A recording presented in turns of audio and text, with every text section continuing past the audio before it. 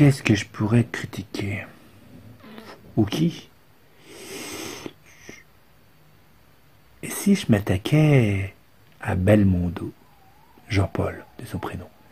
Pas Paul. Paul, c'est son père, grand sculpteur, qui nous a quittés il y a quelques années déjà.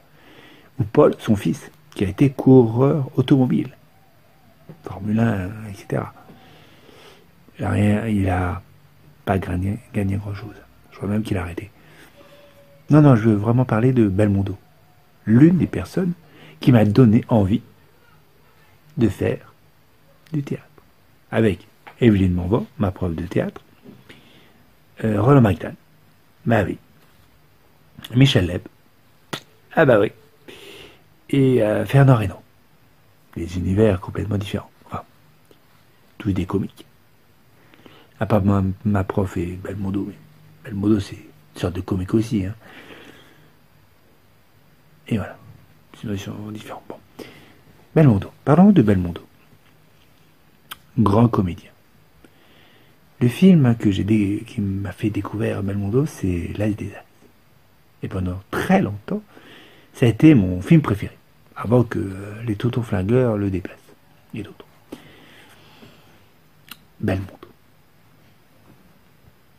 Alors vers la fin de sa carrière, les films n'ont pas très bien marché. Amazon ou Amazonie. Avec Ariel Dombal, par exemple. C'était pas vraiment... C'était de Broca, hein, mais c'était pas un film de grande qualité. Petit film, on va dire. Il a du tout pas marché. Alors son dernier film, à Belmondo, c'est Francis Huster qui l'a réalisé. Et dans ce film, il y avait plein de comédiens. Et c'était le seul avantage du film. Parce que L'Homme et son chien, c'était pas un bon film. C'était pas un grand cru. C'était pas du Belmondo. Alors, bien sûr, pour ce film-là, il fallait pas s'attendre à qu'il fasse du Belmondo. Cascade et tout ça. Parce qu'il a un certain âge, déjà. Et maintenant, il est handicapé. Il a du mal à marcher, à parler. Il pouvait pas... Voilà. Mais, je trouvais que c'était pas un grand film. C'était même son moins bon film de toute sa carrière. Sinon, il a fait de grands films. L'un de mes préférés reste Les Misérables du XXe siècle. Claude Lelouch. Même principe. Lui, c'est Jean Valjean. Même principe que Les Misérables de Victor Hugo. Sauf que c'est mis au XXe siècle. Voilà. Et ça raconte l'histoire d'un homme, de Jean Valjean. Enfin, d'un homme, voilà, qui s'appelle pas forcément Jean Valjean, mais il compare sa vie à Jean Valjean, justement. Il dit, tiens, c'est bizarre, moi aussi j'ai vécu ça, moi aussi. J'ai trouvé ce film excellent. Voilà, avec d'excellents comédiens, bien sûr. Hein. Ça, c'est le genre de film que j'aime bien, de Lelouch. Je suis pas non plus un fan de Lelouch, mais celui-là, j'ai vraiment aimé. Et Itinéraire d'un enfant gâté. Il ne faut pas l'oublier, ce film-là. Qui est aussi un petit bijou de la carrière de Belmondo. Ce qui prouve qu'il ne fait pas toujours les mêmes genres de films. On mange dans 10 minutes. Alors, film qu'il a fait avec Gabin. C'est pas mon préféré, hein, mais Un sage en hiver. Sans commentaire. L'histoire de deux hommes, un jeune et un autre un peu plus âgé, un peu plus perdu, qui se rencontrent, tout ça, et puis qui partagent quelques verres ensemble. Et voilà. Léon Moix, prêtre, qui a été réadapté il n'y a pas longtemps avec Romain Doris.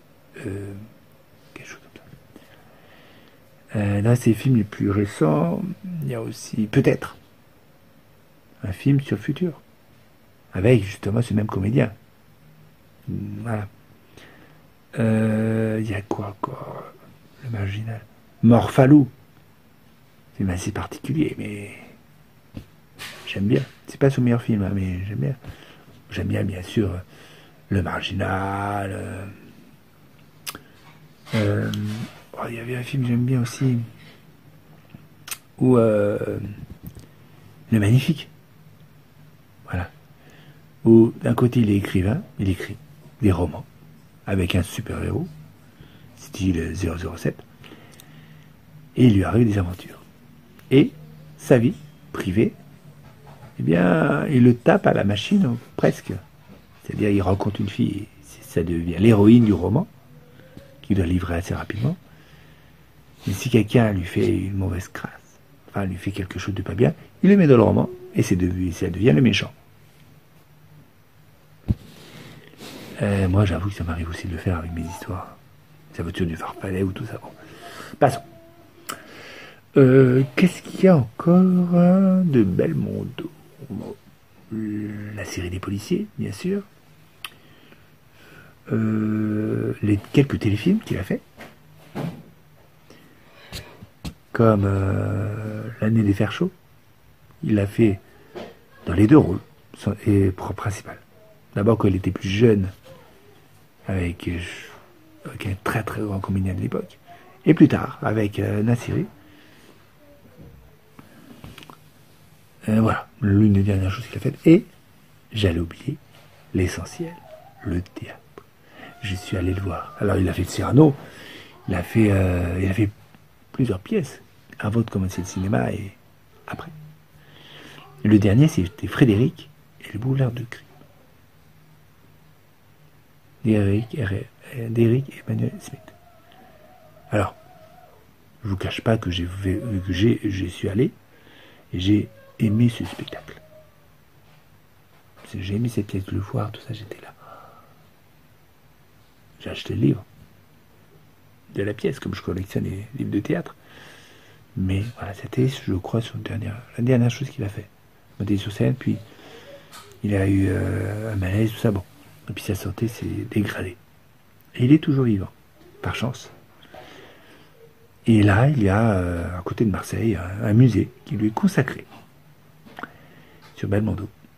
Voilà, dans un château, je crois. Bon. Très bien. Il y va de temps en temps, et de temps en temps, on a des nouvelles. Pas moi, personnellement, parce qu'il ne me connaît pas. Bah non, il me connaît pas. Hein. Belle. Comme diraient les imitateurs, belle, boum, boum, tam, badaboum. Voilà.